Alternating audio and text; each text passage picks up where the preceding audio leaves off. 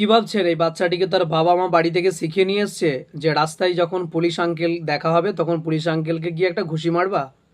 বিষয়টা এমন কিন্তু নয়।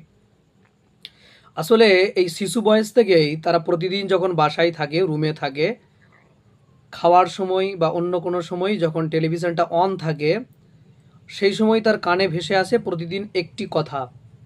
বিগত 1 মাস ধরে একই কথা, একই নিউজ তার বাড়িতে চলছে। যখন বাবার হাত থেকে মোবাইলটা নিয়ে একটু ঘাঁটাঘাঁটি করছে, তখন দেখে ফেসবুকে আগে যে সমস্ত কিছু আপডেট আসতো তার থেকে বেশি আপডেট আসছে প্রতিদিন খালি ওই কোটা আন্দোলনের খবর। এবং তার সাথে সাথে দেশেরই পুলিশ বিভাগ কিভাবে নির্বিচারে ছাত্রদেরকে হত্যা করে দিচ্ছে তারই দৃশ্য। ছোট শিশু মনে যখন এই প্রভাবটা পড়ে তখন সেটা কিন্তু মারাত্মক আকার ধারণ করে। এই শিশু বয়স থেকেই একটা শিশু যখন পুলিশ বিদ্বেষী হয়ে যাবে বা তার কনসেপ্ট এটা হবে যে পুলিশ মানেই আমাদেরকে মারার জন্য আসে, অর্থাৎ যে রক্ষক ছিল এতদিন তাকে একটি শিশু ভক্ষক হিসেবে দেখে অভ্যস্ত হচ্ছে।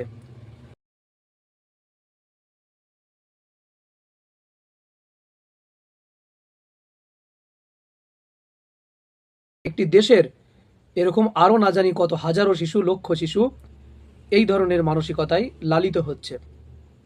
এর জন্য কিন্তু মোটেও ওই শিশুটি কিংবা শিশুটির বাবা মাকে আপনি দায়ী করতে পারবেন না যে পারিবারিক শিক্ষার অভাবেই হয়তো একটি শিশু এমন হয়ে উঠেছে। আসলে কিন্তু বিষয়টা এমন নয়।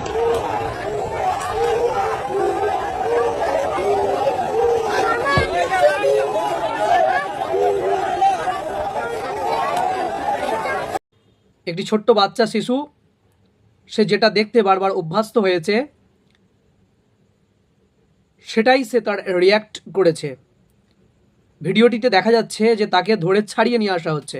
প্রথমে গিয়ে একটি পুলিশের উপরে সে আক্রমণাত্মক হয়ে ওঠে, তাকে ছাড়িয়ে নিয়ে আসার পরে আবার সে তেড়ে যায়, আবার একটা পুলিশের উপরে সে উদ্ধত হয়।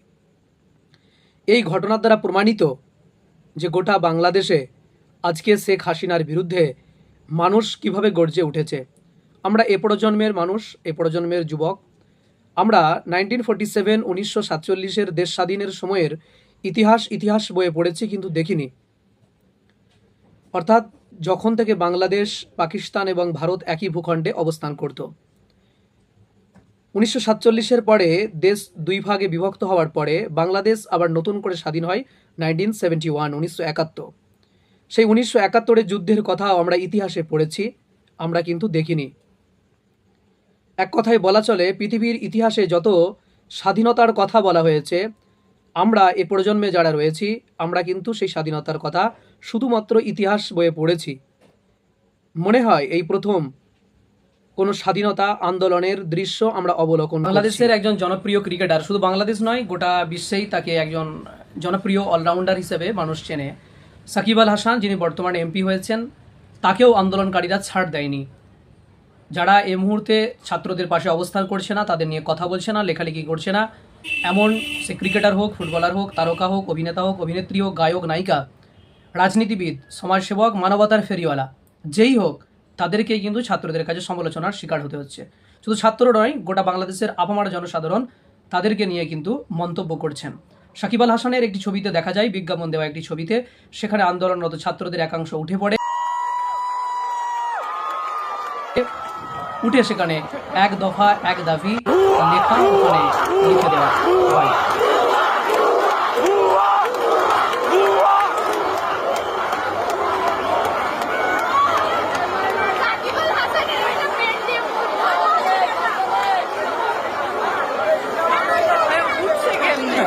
এই যে দিকে বাইরে উঠবে তো যাইতে চাই পাশে দেখা